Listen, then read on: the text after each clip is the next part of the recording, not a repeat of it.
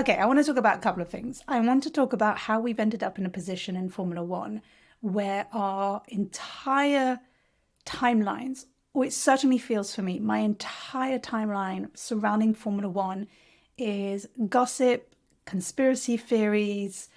It feels very much I've landed in the part of F1 that is just gossip rags versus actual facts, which leads me to another point, which is who's our media elite in Formula One right now? I used to be super clear on who I could trust and who I could go to get my facts, my latest updates, who's dismantling the ridiculous rumors that are swirling around the paddock. And I understand why they're happening, and we're going to dig into that as well.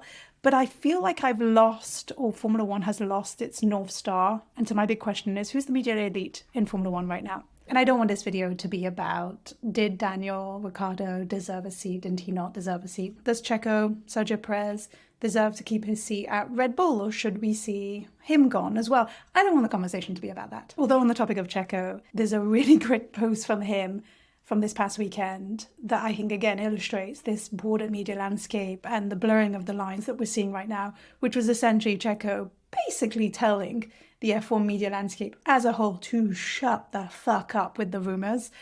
He used this meme, or the entire video from Wolf of Wall Street, basically saying, I'm not going anywhere. But it is kind of, and that's what I want to talk about, it is kind of wild that we've ended up in a situation where drivers are having to debunk these myths and essentially telling the media landscape, what the fuck are you talking about? What I do want to talk about and have a look at is the very real financial gain in today's media landscape of spreading rumors and misinformation, very much tied to why clickbait titles have become so used, why we're seeing titles of articles with the actual content of the articles having nothing in common.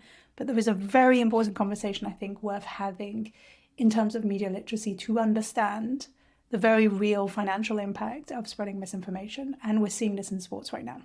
And we're definitely seeing a shift in the F1 media landscape. The second thing I want to chat about very briefly is this blurring of the lines. I feel like it used to be really clear where I went for facts and information that I didn't need to question, that I just knew had been fact-checked and would be correct. Where do I go now for gossip and rumors and maybe a little bit of fun?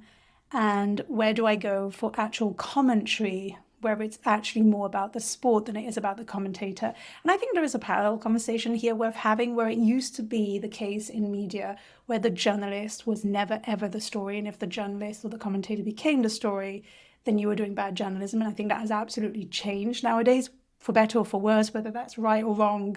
Again, I don't have too many thoughts there, but what it has meant is that does add to this blurring of the lines of who do you trust and how do I know what I'm reading right now is factually accurate or correct, or whether it's a bit of fun and I should read it with a pinch of salt or a grain of salt. And I think it's become more important than ever, tied to that first point, who's giving us that information? Why are they giving us the information? And what do they have to gain by giving us this information and packaging it in a certain way? And thirdly, and maybe it's worth starting with that, I really do also want to chat about the power of fan edits. We've seen how powerful fandoms and their fan edits have become. We've seen this in pop culture. We've seen this in music. We see it with TV shows and movies. We're seeing this right now on TikTok, just how much fan edits from TV shows and movies have created such buzz around characters and movies, and have basically put movies in the top 10 watch movies of the week or the month because of these fan edits. What's also been really interesting and tied to those two previous points is who is now also mimicking the fan edits and who's also doing it. And I think we're seeing drivers do it. I think we're seeing teams do it. I see series do it. And it becomes slightly problematic or interesting when we start seeing media and journalists use the same methods that fans are using to get their word out or to get their messaging out. Now, very briefly for context, I think the rumor mill in Formula One has definitely gotten out of control in the last couple of years. Right now, it really blew up, and I think most of us will agree, and I've seen a lot of discourse around this online. I can't think of any other driver that's been put in a position where it was potentially their last race. The team hasn't acknowledged it. The team hasn't confirmed it. The driver doesn't seem to fully know. The media seems to be pretty clear that this is happening and it's more than just rumors, but we're not letting the driver themselves lead us into the direction that they want to go. And instead, we're kind of setting the scenes for them and we're kind of telling them where we think this is going. I can't think of another instance where we had an entire paddock and a media landscape kind of bidding farewell to a driver when they haven't actually confirmed that this is their last race. And I cannot imagine what a very weird and awkward position you must be in. And I was trying to put myself in that scenario if I was at my job and I thought this was potentially my last day, but no one had confirmed it to me. And I was kind of leaving the office, but not sure if I was going to see these people again. It's just completely wackadoo. It's also a perfect example of how rumors can spread so fast and so far. And again, in today's media landscape, there seems to be no opportunities of putting the genie back in the box. And then again, it ties back to this idea of just like, oh, wait, there's a lot of money to be made from this, from rumor mills like this. There's a lot of money to be made on people's emotions. I can't think of any driver in the latest era of Formula One that has received such widespread fan edits, which highlights a couple of things. It highlights to me just how important as a figure Daniel Ricciardo was outside of the track and beyond the track and beyond the athlete. It highlights to me how much he was part of that democratizing Formula One, lowering that barrier to entry, getting more people involved in Formula One. And it was also interesting to see how much he meant to so many people inside and outside of the paddock.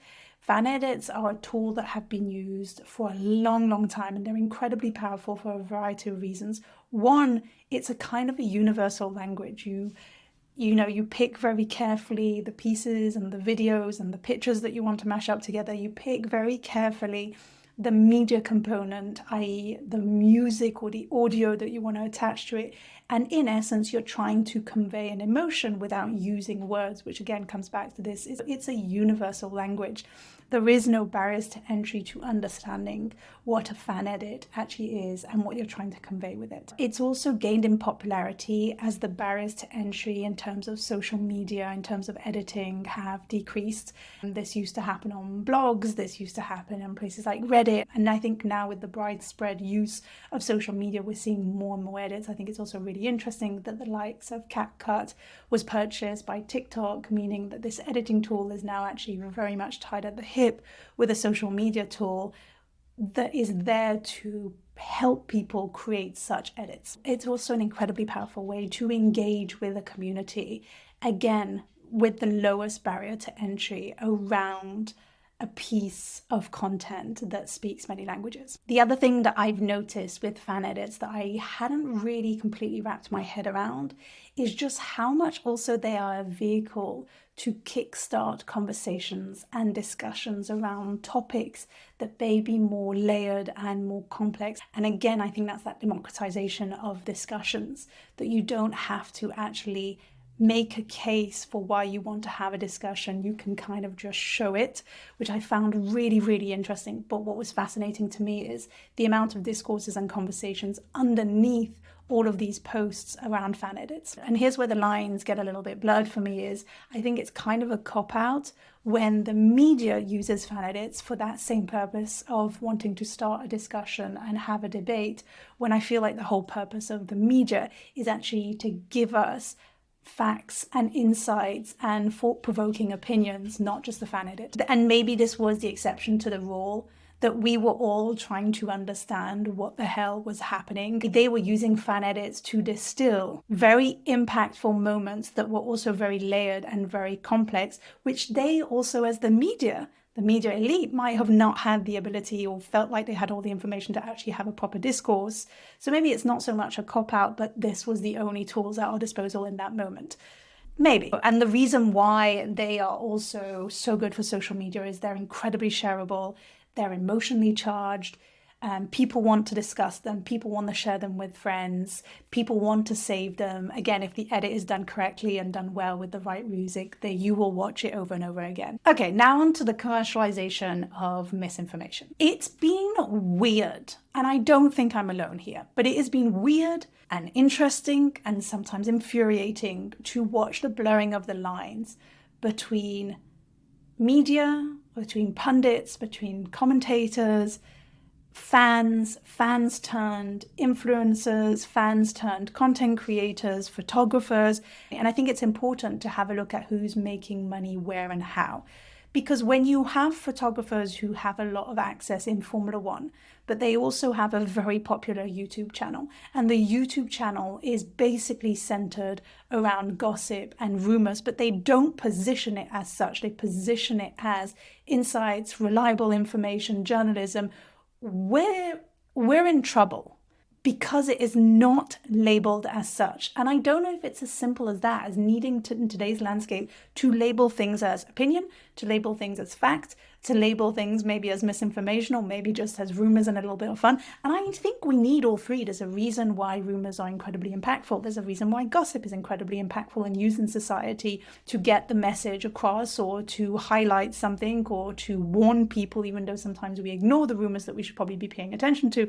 We need the facts, we need the information, we need the insights, we need the commentators, but we also need to understand how we are using them and how they are being positioned to us. Because I think there is a misunderstanding of how people are making money these days in Formula One. And I think it's because that landscape is shifting and changing quite rapidly and quite a lot. It's also been interesting to watch some of the commentators and pundits close, I imagine, pretty big deals. And I'm not sure on this, but you can see that they are paid partnerships with certain fashion brands because, of course, they are on TV with a global audience. It is a phenomenal sponsorship opportunity for certain brands to be seen around the world.